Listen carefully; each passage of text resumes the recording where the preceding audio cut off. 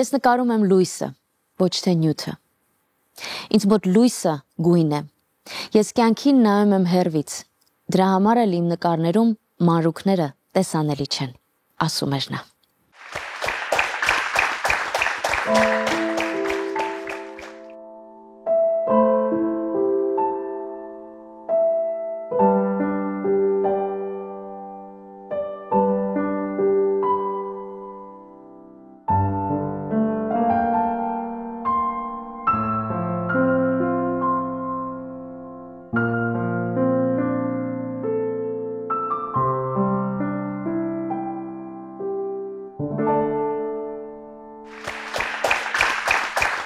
Լույսի նկարչին Մինաս Ավետիսյանին է նվիրված մեր այսօրվա հանդիպումը։ Իմ հյուրերն են այսօր Արման Ավետիսյան,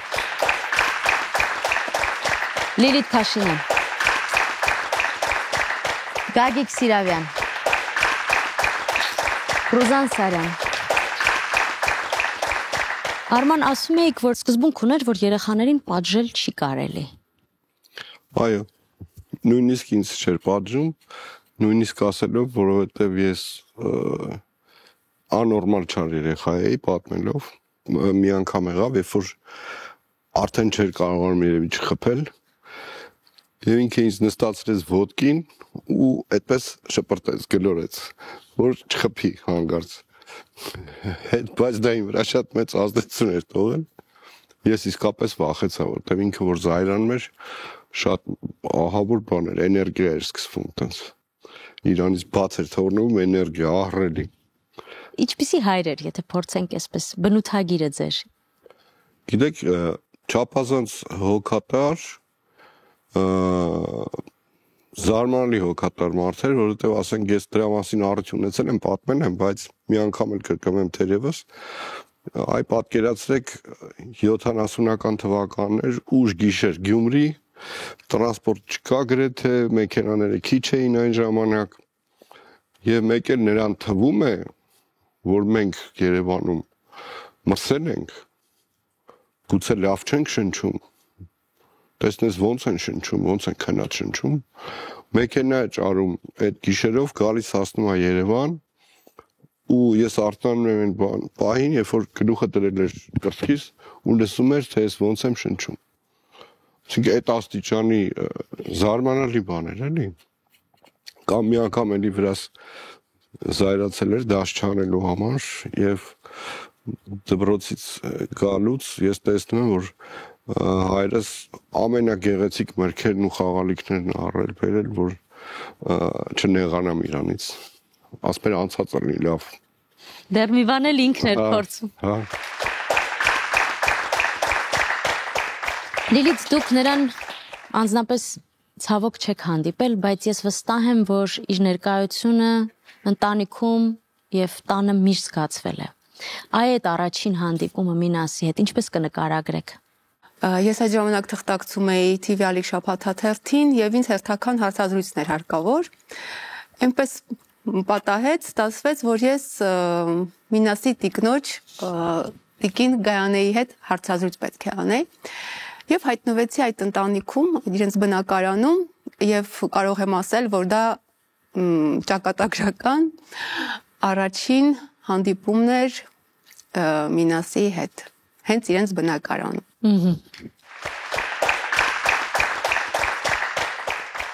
Պարոն Սիրավյան, ստացվել է այնպես, որ ձեր ծնողները հանդիպել են Մինասի արվեստանոցում, եթե չեմ սխալվում։ Այո, շատ Հանրապես շատ քաղցր ու ջերմ հիշողություններ կան կապված Մինասի հետ, ինչպես նշեցիք, հայրիկս մայրիկի հետ ծանոթացել են Մինասի արվեստանոցում, որ շատ ճակատագրական էր փաստորեն, 3 օր հետո հայրիկ առաջարկություն արել։ Ընդամենը 3 օր հետո։ 6-րդ օրը ամուսնացել են։ Այո, եւ նաեւ, գիտեմ, օրինակ միշտ հիշում եմ, որ մայրիկս հետո հայրիկին էր գնացել ասել, որ Տիկին Գայանեին էր տեսել, հիացել էր, ասել էր, որ տենց հրաշ չքնաղ էակ, մենակ Մինասի կինը կարող է լինել, միայն Մինասը կարող էր տենց կին ընտրել։ Հետո մի շատ կարևոր էլի հիշատակա, քանի որ հիշողությունների մասին խոսք գնաց, որ կարծում եմ շատ կարևոր պատմական փաստ է։ Վարպետ Սարյանին առաջին անգամ հայրիկս է տարել Մինասի արվեստանոց, քանի որ հայրիկս Սարյանի աշակերտներ 8 տարի աշխատել է Պետսարյանի արվեստանոցում եւ 4 տարի ապրել իրենց հարկի տակ եւ դա էլ շատ կարեւոր հիշատակ է, որ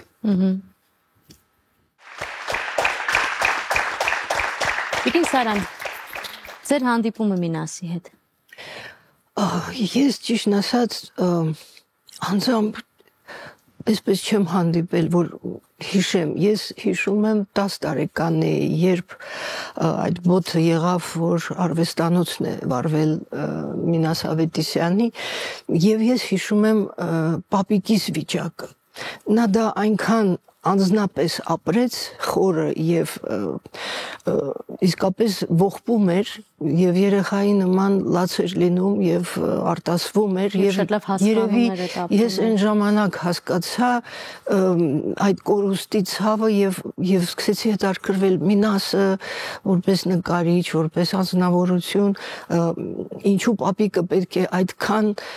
որդիաբար կարելի ասել ծանր տաներ այդ ամեն ինչ։ Հետո հասկացա, որ դա նաև իր անձնական կյանքի ինչ-որ բաների հետ կապված էր եւ կան շատ լուսանկարներ մեր արխիվում, երբ որ Մինասը այցելում էր Սարյանին, թե ընտանիքի անդամների հետ նկարված եւ թե մանավանդ վերջին արդեն օրերին, երբ Սարյանը հիվանդ էր,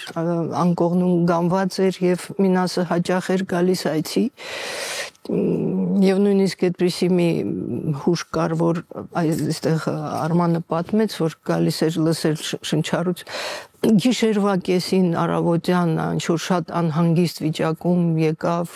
թանգարան եւ այլ, խնդրեց, որ ասում է ուզում եմ տեսնել Սարյանին, այդ ժամին իհարկե հասկանալի է, որ դժվար էր, բայց այո, ինչ-որ մի կապ կար հոգեվոր նրանց մեջ, որ տարիքային սահմանները ջնջում էր եւ Սարյանը կարծես Մինասի մեջ տեսնում էր իր երիտասարդությունը, տեսնում էր իր ապրած դժվարությունները կյանքի եւ փորձում էր իրեն ինչ որ նեցուկ կանգնել, որտեվ կյանքը միշտ բավական ինչ ասեմ դաժան պայմանների մեջ է դնում իրական ստեղծագործող արվեստագետին, նրա ամբողջ կյանքն է պայքար եւ Սարյանը ափսոսում էր, որ ուշ է հանդիպել Մինասին, ասում են ուր էիր, ինչու շուտ չեկար, հիմա մենք դու մենակ չես, մենք միասին ենք, բայց այդ միասինը երկար չտևեց։ Հրանտ Մաթևոսյանը Մինասի մասին ասել էր, նա անսպառ էր իր գործի եւ իր անհատի պատվախնդրությամբ։ Նա իրենից կռանել էր մի մարդ, ում ստեղծած ոչ կատարելությունները նույնպես արժեք էին, ում ստեղծագործելն արդեն արժեք էր։ Գունային չկրկնվող համադրություն, խիզախ, հյութեղ, պայծառ գունապնակ, անսովոր մտածողություն, ազգային խոր ճանաչողություն, այսպես են բնութագրում Մինաս Ավետիսյանի արվեստը։ Ծնվել է 1928 թվականին Ջաջուրում, հայրը Մշեցի դարբին էր, մայրը Կարսեցի քահանայի դուստր։ Տղայի տաղանդն առաջինը բացահայտեց Ջաջուր եկած նկարիչ Հակոբ Անանիկյանը, որը նրա առաջին ուսուցիչը դարձավ, առաջին վրձիններն ու ներկապնակը նվիրեց։ Մի օր էլ մի քանի նկարթևի տակ դրած ջաջուրցի Մինասը Երևան եկավ։ Փանոս Թերլեմեզյանի անվան գեղարվեստի ուսումնարանում նրան լավ չէին հասկանում։ Նրա ոճն ու ձեռագիրը նոր էին, շատերի համար խորթ եւ անհասկանալի։ Նա դարձավ ուսումնարանի առաջադեմ ուսանողներից մեկը։ 1953 թվականին Մինասը գնաց Լենինգրադ։ Ռեպինի անվան գեղանկարչության ինստիտուտում կատարելագործեց գիտելիքը, ցուցահանդես ունեցավ, բայց մտքով անբաժան էր հայրենիքից։ 1960 թվականին Երևանում Մինասի անհատական ցուցահանդեսն էր։ Հաջորդեցին լուրջ խոսակցություններ, հակասական իրարամերժ կարծիքներ։ Ընկերները որոշեցին Մինասի արվեստանոց բերել Սարյանին, նրա կարծիքը շատ կարևոր էր բոլորի համար։ Նկարները հերթով ուսումնասիրելուց հետո վարպետն ասաց, որ Մինասն իրավունք ունի նկարել այնպես, ինչպես ուզում է, հիշեցրեց, որ արվեստը պայքար է պահանջում։ Մինասի ինքնավստահությունը եւ հեղինակությունը վերականգնված էր։ 1969 թվականին կրկին բացվեց Մինասի անհատական ցուցահանդեսը։ Ոչ մի ազդագիր, ոչ մի հայտարարություն չեղավ, բայց դահլիճը լեփ-լեցուն էր նրա արվեստի սիրահարներով։ Հանրային ճնշմամբ Մինասին շնորհվեց վաստակավոր նկարչի կոչում։ Փառքի հետ ավելանում էին նաև սպառնալիքները՝ նամակներ, կրակոցներ պատուհանին, ճակատագրականն էլ Լենինի դիմանկարը ստեղծելուց հրաժարվելն էր։ Լենինը հո Ապոլոնը չի, որ նկարեմ։ 1972 թվականին արվեստանոցում բռնկված հրդեհը ոչնչացրեց Մինասի նկարները։ Կյանքում առաջին անգամ լաց եղավ, բայց հիշում էր, արվեստը պայքար է սիրում։ 1975 թվականին տեղի ունեցած ավտովթարից հետո էլ չպայքարեց։ Ասելու շատ բան ուներ, մեռնելուց չէր վախենում, քիչ ապրելուց էր վախենում։ Գույնի վերածելու դեռ այնքան գաղափարներ ուներ, վերելքի պահին ընդհատվեց նրա կյանքը։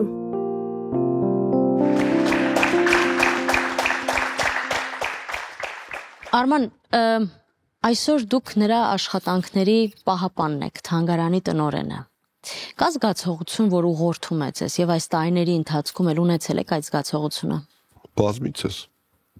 լուրջ զգացողություն եմ, որ հասնում եմ իջև ողն ուղեղը։ Դա 88 թվականի երկրաշարժն էր, որ մենք ասում ենք Սպիտակի, եւ ես մեկ էլ սարսափով հիշեցի, որ չէ որ այնտեղ որմնանկարներն են, եւ ինչքան իմանում էի արդեն Երևանում դեռ այդ բոլոր գործարանները քանդուքարապ էին եղել, ուղղակի փլվել էին, եւ շտապ մեկնեցի Գյումրի, իսկ գնալը այդքան էլ հեշտ չէր, որովհետեւ փակել էին այդ գոտի էր հայտարարված երկրաշարժի եւ հատուկ թույլտվություններ էր պետք։ Մի կերպ մի խոսքով հասա տեղ եւ զարմանալի բան էր, որ այո, բոլոր տեղերում, որտեղ կային որմնանկարներ, շենքերը փլվել էին, իսկ որմնանկարները ոչ։ Ամենա ազդեցիկը դա թերևս Արմենիա կոչված Մինասի լավագույն երևի որմնանկարն է, դժվարանում եմ ասել, դա արդեն իմ կարծիքն է։ Ամբողջ շենքներ քանդվել, կուլտուրայի ակումբ էր Վահրամաբերդ գյուղում եւ մնացել էր միայն մի պատ, որի վրա նկարներ։ Դա հրաշքի պես բան էր եւ ես հիշում եմ, որ այդ մեղձավանջի ուղակի վիճակում ցեխի սառույցի ձյան խառեց վիճակում ես մի ռուս լրագրողի հետ էի ծանոթ երաժշտություն սկսեցի լսել մոտակա տնակից եւ ոչ մի կերպ չէի կարողանում հասկանամ այդ ինչ երաժշտություն է ու դա ինձ կանչում էր ուղղակի եւ այս ցեխոտ այդ մասով եկա այդ կեղտոտ այդ վարակույրը բացեցի եւ ինչ տեսնեմ որ Մինասն է էկրանից նայում եւ դու մի ասա Մարատ Վարժապետյանի ֆիլմն է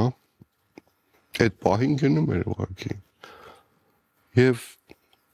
պարզապես ցնցվել էի ու ոնց որ մի ներքին ձայն ասեր տղա ջան մի բան արա չգիտեմ փրկի այդ նկարները ես հասկացա պիտի նկարները փրկվի չգիտեմ ոնց ինչպես ինչ անեմ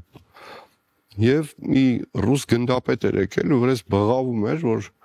русские асем. Уберите эти сцены отсюда к чертовой матери, чтобы я их не видел. Сцены как убрать?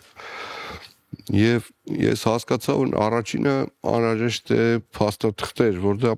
հուշարձանը պահպանվում է պետության կողմից։ Եվ ինձ շատ օգնեցին հիմա մեծ ակնածանքով հիշում Տիկին Սիլվան Կապուտիկյան, որ ես այցելեցի նրան, պատմեցի այդ պատմությունը եւ նա անմիջապես ուղղորդեց ինձ այն ժամանակ Կենտկոմ եւ Կենտկոմի միջոցով պարոն Հայկ Քոթանջան կար այդպիսի մի շատ լավ անձնավորություն մենք գնացինք մշակույթի նախարարություն այդ գործընթացը կարծես թե սկսվեց եւ պատերը փրկեցինք ուղղակի որտեվ քանդում էին քանի որ դրանք գաղտնի գործարաններ էին բանից պարզվում է խորհրդային միության ժամանակ եւ ամբողջ աշխարհից եկել էին օգնելու եւ սովետները մտածում էին որ այնտեղ կան ինչ որ դետալներ եւ այլն դրանք կգան կգողանան շպիոնները եւ այլն եւ անհրաժեշտ է այդ ամեն ինչը սրբել որ չլինի Երևան այդպիսի հետաքրքիր բան եւ այդտեղից այդպես գնաց հետո հասկացանք որ նորից թանգարան է պետք վերաբացել քանի որ թանգարանել էր փլուզվել, շուրջ 17 տարի տևեց այդ ամբողջ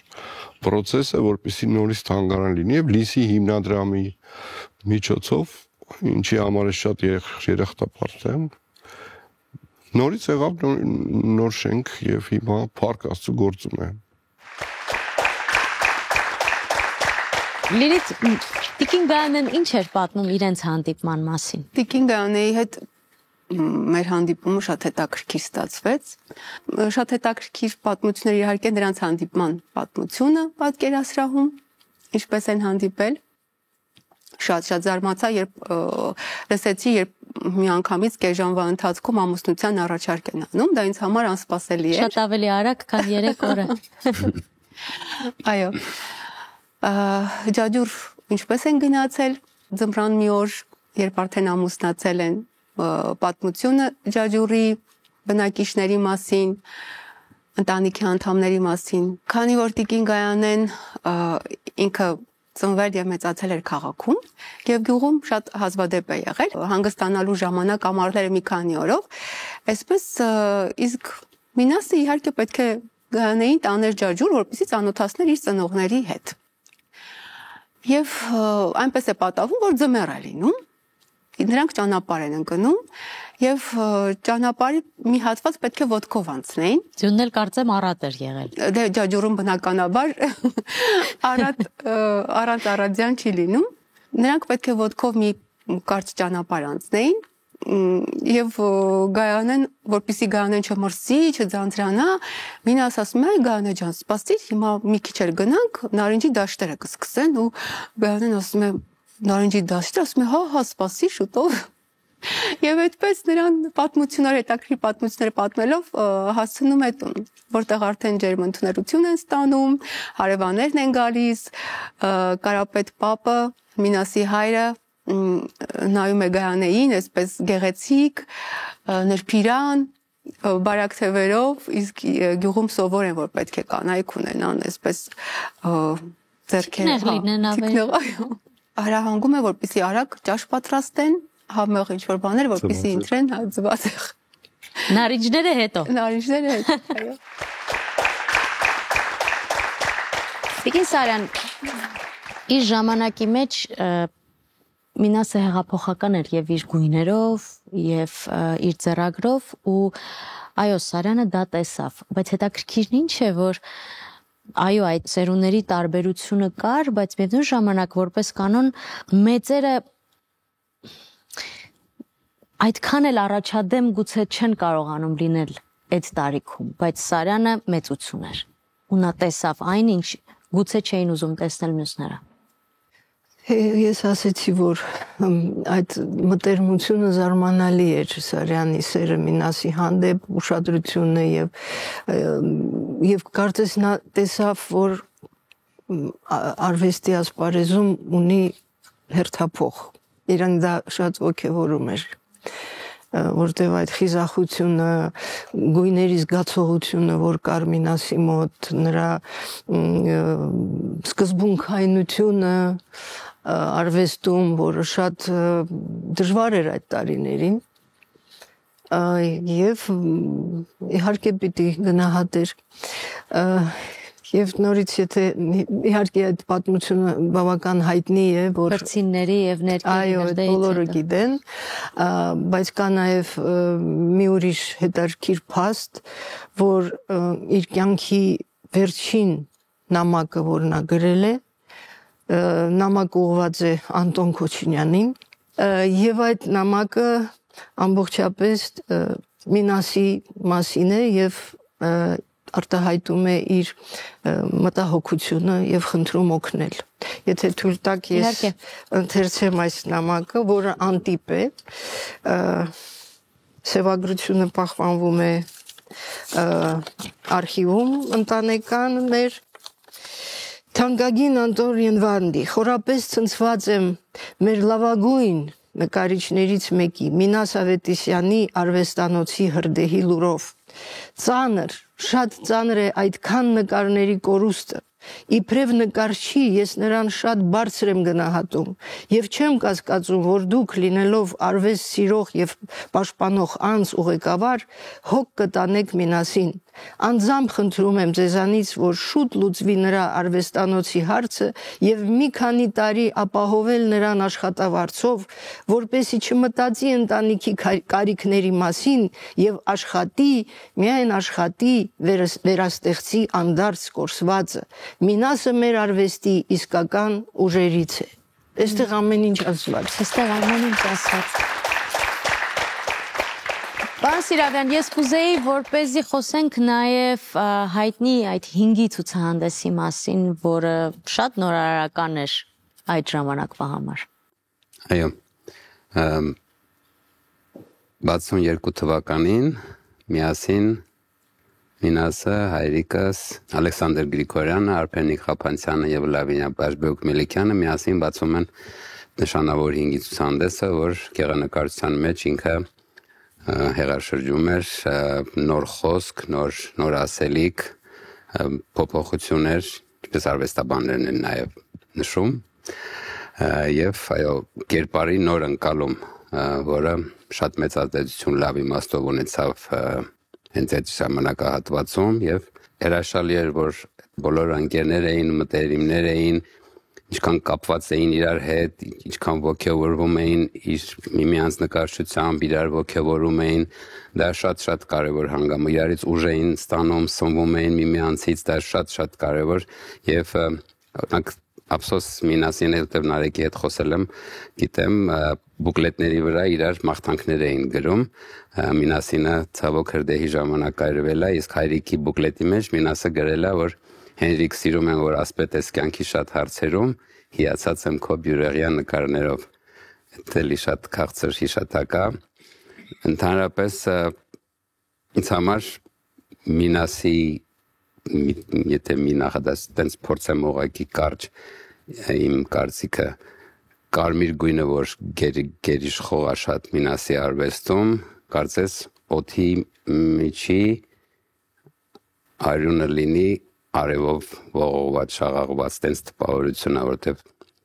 կարմիրը իր մոտ շատ յուրահատուկ է, որ տենց իմ մոտ այդպիսի տպավորություն է։ Ընդհանրապես շատ կարևոր բան մի հատ ուզում եմ ասեմ, որ այսպիսի նկարիչները, մեծ արվեստագետները, իրանք կարծես ժայռի պես են, իրանք ժայռեր են, բնության պես են, ամենուր են իրանք ու մենք էլ գիտակցորեն, թե ենթագիտակցորեն ինքս էլ նկարիչներով հանդերձ գրում ենք մեր մեջ այդ ուժը եւ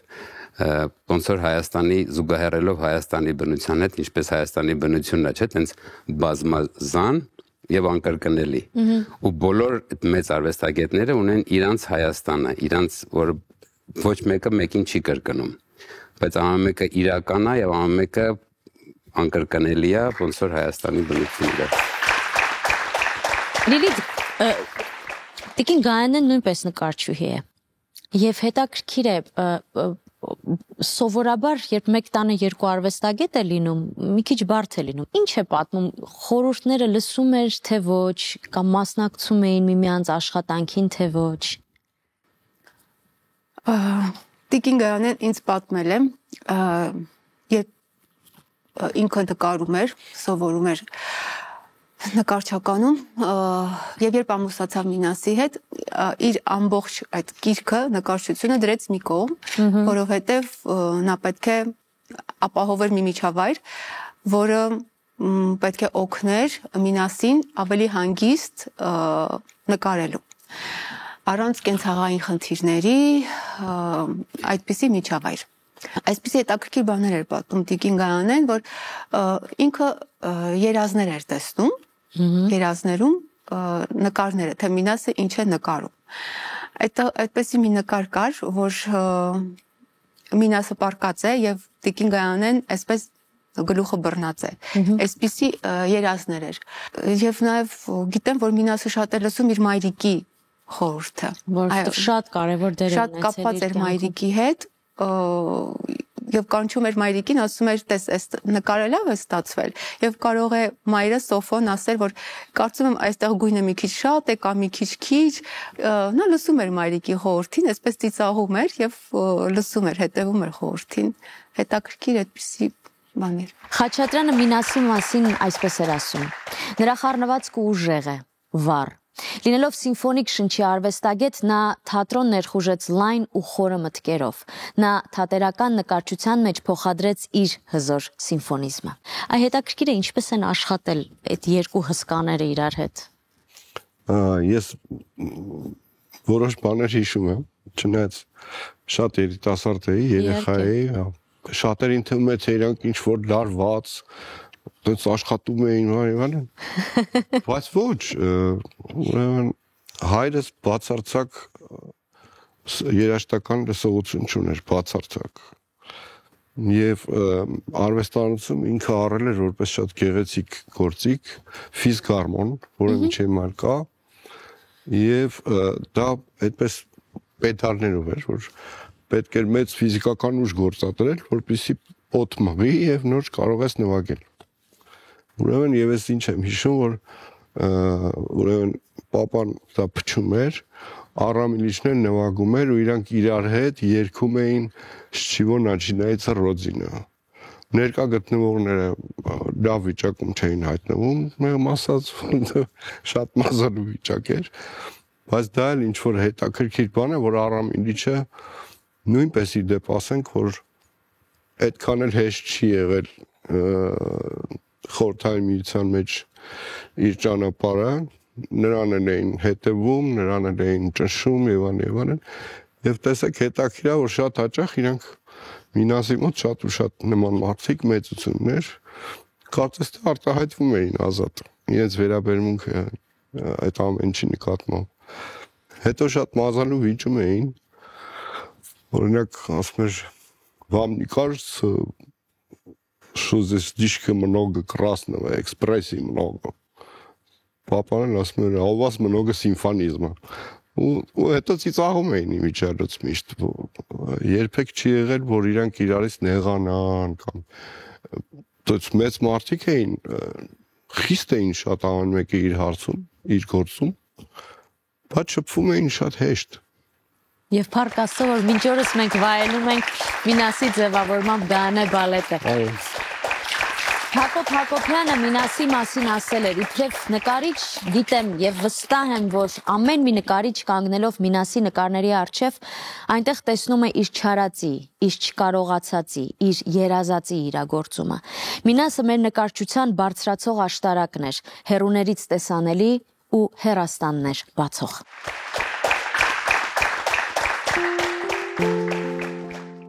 Մինասը առաջնորդ էր իր ժամանակաշրջանի գեղարվեստական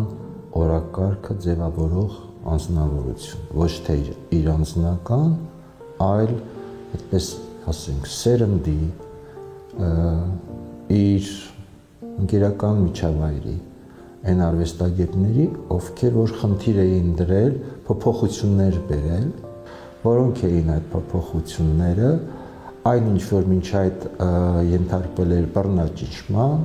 այդ թվում նաև ազգային զգացմունքներ, ազգային հիշողություններ, մտածելակերպ, փորձ անել, վերհանել, դրա մասին խոսել, բացահայտել, ու այդ պատճառով արվեստի մեջ, կերպարվեստի մեջ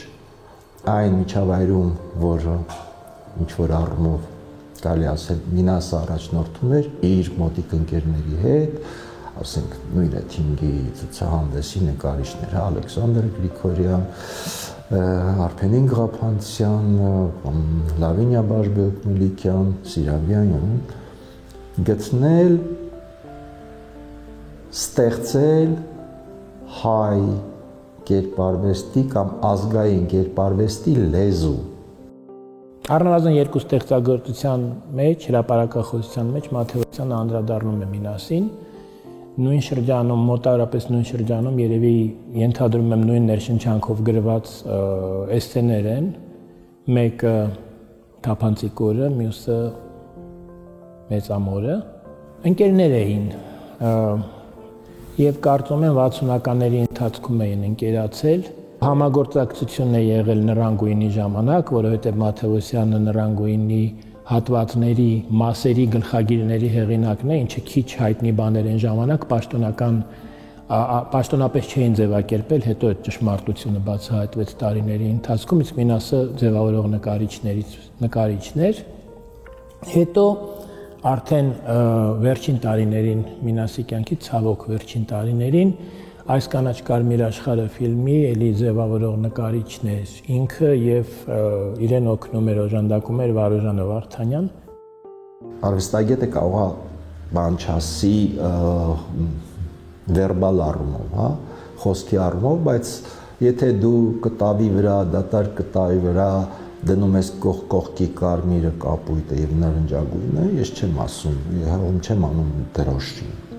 Ես չեմ քաղաքականացնում։ Այլ ասում եմ, որ գույնը, մաքուր գույնը ինքը հավակնություն է։ Մաքուր գույնը ինքը որոշակի թելադրություն է։ Կամքի ցանկությունների, ձգտումների եւ Մինաս այդ կրողների սիրում էր շատ, անվերապահորեն սիրում էր, գույներն էր սիրում, ինչպես էր վերաբերվում էր որպես գործի մեջ, ստեղծագործության մեջ հարազատի եղբոր ընկերոջ, մարդու, որին խաշի կկանչեր ու կանչում էր,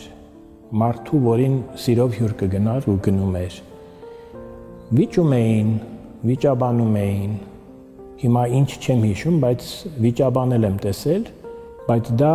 նույն բանը տարբեր ձևերով ասող կամ նույն ճշմարտությունը փնտրող մարդկանց վեճ էր, մարդկանց, որոնց վեճը ծնում էր, ստեղծում էր, արարում էր, չէր քանդում։ Մինասի արվեստի ուժը ոչ միայն 60-ականներին հատկապես ընթացքում այդ բարձր ձայնով խոսել, քաջություններ ասելու այն ինչ որ կարևոր է, այն ինչ որ արդիական է, այլև համապարփակությունը եւ խորությունը չէր մնում զուտ կերպարվեստի սահմաններում, այլ սահմանում էր ընդհանրապես ժամանակաշրջանի գեղարվեստի օրակարգը,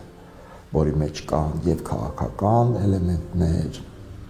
եւ էսթետիկական էլեմենտներ, եւ սոցիալական էլեմենտներ, եւ քաղաքակրթական էլեմենտներ։ Մահվան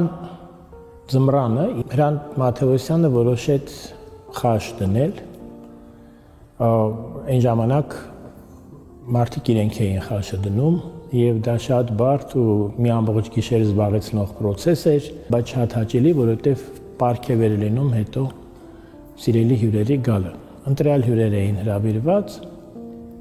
եւ Մինաս Ավետիսյանը ու Վարուժանը Վարդանյանը տեղ էին։ Դա իր երևի իմ համենայն դեպս հիշած առաջին ու վերջին գալն է եղել մեր տուն։ Դրանից հաշված օրեր անց փաստորեն վթարը տեղի ունեցավ, անհանգստությունն ու մղձավանջը, որ կալել էր ընկերախմբին, այդ թվում նաեւ Հրանտին Մաթեոսյան, մեր միջով անցնում էր։ Վստահ էին, որ ամեն ինչ լավ լինելու, հետո հանկարծ մահը եղավ։ Առավոտյան դուռը ծեծեցին, հայրս արդեն շփոթված էր, տերքես մեղա այս արտահայտությունը իր ջղայնացած էր, շատ զայրացած էր։ Դուռը բացեց, Սիրավյանին եմ հիշում ու Սիրավը, Հենրիկը Սիրավյան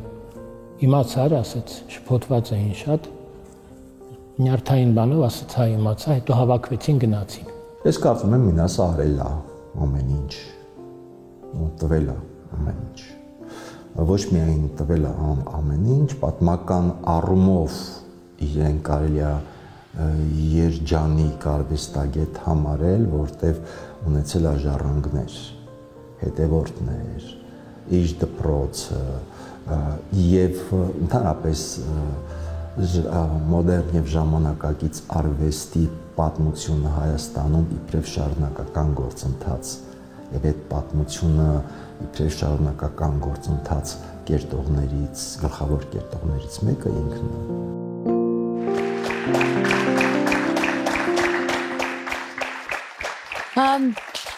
Եվ որպես ամփոփում, ինչ կասեիք մեծն արվեստագետին անգամ նրան չհանդիպած լինելով եւ ծանոթ լինելով նրան իր կտավների եւ իր մեծ թողած ժառանգության միջոցով։ Ես Մինասի մասին մտածելով շատ հաճախ ցանկացել եմ որ այդ քայլերը որ տարան իրեն փողոց անցկացրեցին եւ բերեցին այդ ահավոր անկյանը որտեղ նա այդ մեքենայի նույնիսկ արկելակների ձայնն եմ մեկ հիշում կուզենայի որ հետ գնար հետ չանցներ այդ ճանապարհը չհասներ այդ անկյունին ես ինձ համար Մինասը միշտ լինելով այդքան վառ գեղանկարչության վարպետ գույների եւ բայց այդ ողբերգականը նրա մեջ այնքան ցայտուն էր եւ նրա նկարներից մեկում որտեղ նա իրեն խաչված է պատկերել Քրիստոսի նման այդ զոհաբերությունը հանուն արվեստի, հանուն մաքուր արվեստի եւ այդ է որ կուզենայի այդ մոմենտը չլիներ, բայց ավաղ դա կատարվեց եւ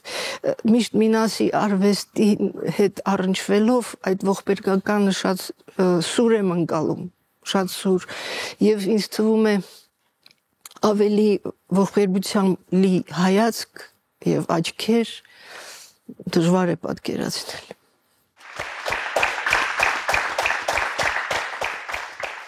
Կուզենայի պատմել իրենց երիտասարդության այդ շրջանի ինչ որ չիմացված պատմություններ, որ ոչ ոք չգիտի, ինչ որ գաղտնիքներ, իր եւ իմ հայրիկի մասին պատմություններ եւ մի բան հենց երեք նստած մտածում էի, որ երազի պես ինչ հրաշք կլիներ, որ երկուսն էլ տենց լավ սիրուն պապիկներ դարձած, թեթևի Երևանում տենց ջեմելով, սրուցելով, քայլեին, մենք էլ կողքից հրաշքի պես նայեինք, ուրախանայինք երազի պես։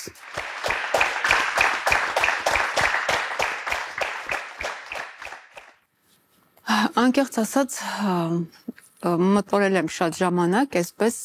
թե ինչու Մինասը գնաց մինչև վերջ։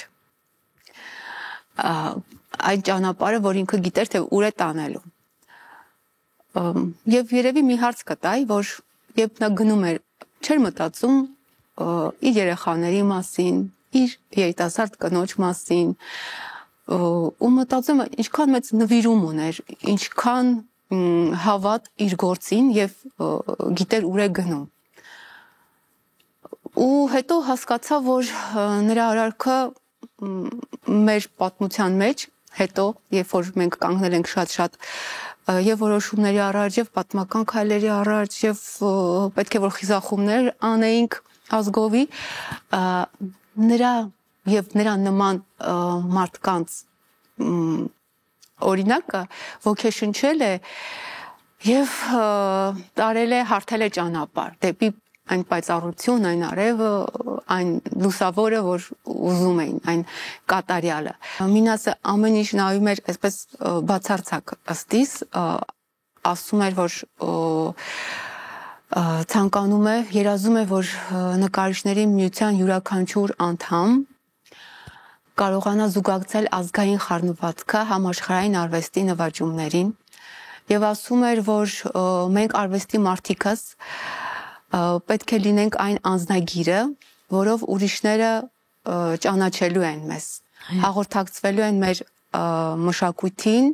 մեր ազգային արժեքներին եւ հոգեվոր հարստություններին։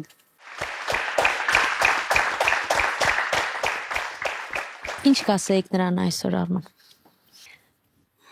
Դժվարանում եմ պատասխանել այդ հարցին, որտեղ երևի այնքան ասելու բան կա։ Իհարկե միշտ փոքր տարիքում մտածում եմ, որ կողքը լինեի հրեի այդ մեքենան չարաբաստիկ չգար չհարված էր։ Եվ դա ամենամեծ բանն էր, որ կուզենայի այդ օրը իրենց զգուշացնել, որ չգնա այդտեղ եւ ավելի լավ մենք գնայինք նետո աղեղ առնելու։ Այլ ոչ թե կատաստրոֆան որ տեղի ունեցավ եւ փոխեց իմ կյանքը անձնապես եւ մեր ընտանիքի կյանքը եւ դժվարանում եմ պատկերացնել ինչպիսին կլիներ մեր կյանքը, եթե դեպքը չպատահեր։ Չգիտեմ։ Իսկ ինքն ասում էր, Աստված իր կամքով ստեղծեց մարդուն ու տվեց նրան փորձություններով լի կյանք, եւ որքան էլ դառնահամ լինեն այդ փորձությունները, դրանք ի վերջո տանում են դեպի լույս ու հավերժություն։ Շնորհակալություն մեզ նվիրած լույսի ու ներկան ապագայի գույներով տեսնելու հնարավորության համար։ Շնորհակալ եմ։ Կհանդիպենք առաջինը։